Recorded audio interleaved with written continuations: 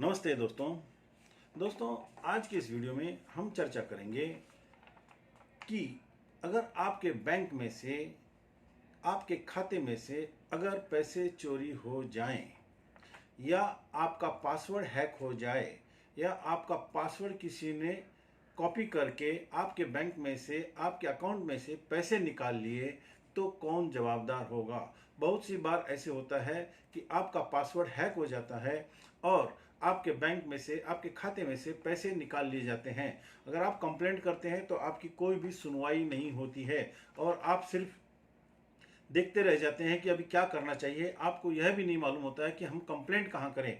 Police station में अगर complaint करने जाते हैं तो पुलिस वाले भी लेते नहीं हैं और बैंक में कंप्लेंट करने गए तो बैंक भी लेती नहीं है। ऐसी हालत में क्या करना चाहिए दोस्तों, मैं आपका ध्यान सीधे अभी हाल ही में एक जजमेंट आया है NCDRC अर्थात national consumer dispute redressal commission Delhi, इनका जजमेंट आया है। यह जजमेंट संपूर्ण भारत पर लागू होता है। इस जजमेंट में यह कहा गया है कि अगर बैंक में से बैंक की गलती की वजह से, बैंक की सिस्टम की गलती की वजह से आपके खाते में से अगर पैसे निकल जाते हैं या कोई निकाल लेता है तो ऐसी हालत में बैंक ही जवाबदार होगी। वह जो केस है उस केस का मैं सीधे आपको नाम बता देता हूं, HDFC बैंक लिमिटेड वर्सेस जेसना जोस।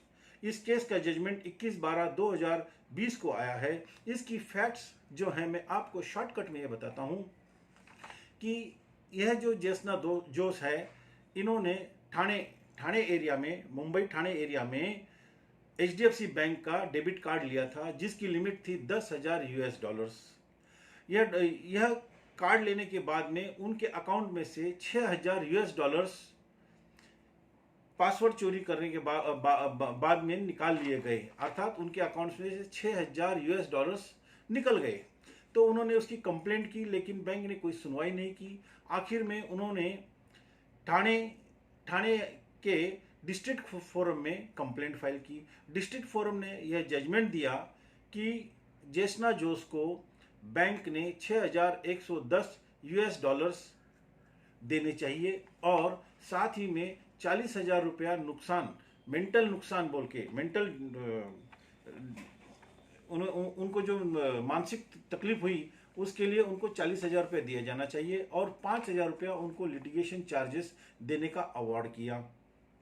इस जजमेंट से खफा होने के बाद में HDFC बैंक ने स्टेट कंज्यूमर फोरम के पास में केस दाखिल किया, मतलब अपील दाखिल किया और उस अपील में आखिर में स्टेट कंज्यूमर फोरम ने डिस्ट्रिक्ट कंज्यूमर फोरम का ही जजमेंट मान्य किया। इसके पश्चात HDFC बैंक ने national consumer district redressal commission new Delhi यहाँ पे अपील फाइल की और उस अपील का जो निर्णय है, मैंने अभी आपसे कहा 21/12/2020 को हुआ है। इस निर्णय में यह कहा गया है कि बैंक की गलती से, अगर बैंक की सिस्टम की गलती की वजह से अगर बैंक में से किसी खातेदार के खाते में से पैसे निकल जाते हैं या निकाल लिए जाते हैं तो यह गलती बैंक की है, बैंक की सिस्टम की गलती है। ऐसी हालत में कस्टमर को नुकसान नहीं होना चाहिए और बैंक को उसके पैसे देने ही पड़ेंगे। ऐसा यह जजमेंट आया है जो संपूर्ण भारत पर लागू है। मैं उस जजमेंट के पैराग्राफ नंबर 11 में जो अहम लाइन बताई गई है वो पढ़कर सुनाता हूं। उसमें यह कहा गया है, bank cannot rely on arbitrary terms and conditions to wriggle out of its liability. अर्थात बैंक मनमाने ढंग से अपनी कंडीशंस, अपने टर्म्स एंड कंडीशंस अपने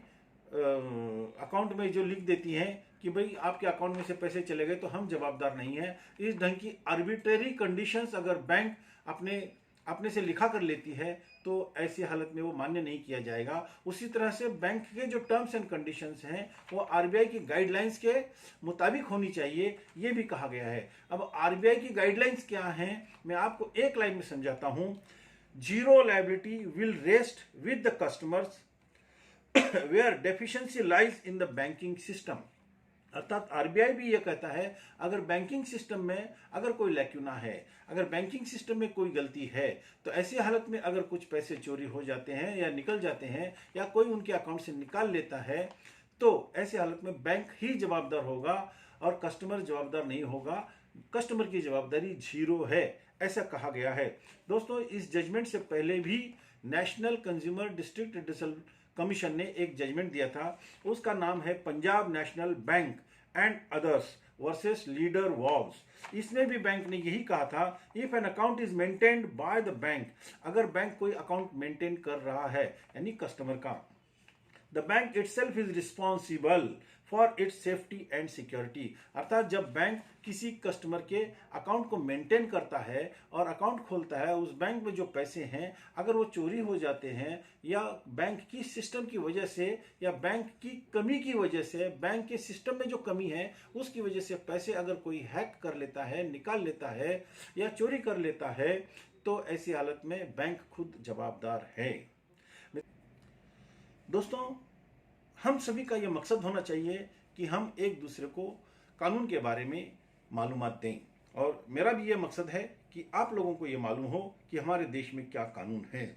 आज की तारीख में बहुत बार बैंक हमारे खाते में से पैसे निकल जाने के बाद उसका हमें मुआवजा नहीं देती है, इसलिए मैंने यह वीडियो बनाया है। और इस देश का यह कानून है, अगर बैंक की गलती की वजह से अगर बैंक में से पैसे निकल जाते हैं तो बैंक जवाबदार है, यह सभी लोगों को मालूम होना चाहिए, इसीलिए मैंने ये वीडियो बनाया है। दोस्तों, आपसे विनती है, आप इस वीडियो को देखने के बाद सिर्फ अपने तक ही सीमित ना रखें, अपने दोस्तों को भेजिए, उनसे कहिए इसे लाइक कीजिए, सब्सक्राइब कीजिए, ताकि उनको आने वाले समय में और भी अच्छे अच्छे वीडियो मिलेंगे। इस यूट्यूब चैनल का नाम है कानूनी इंफॉर्मेशन। धन्यवाद।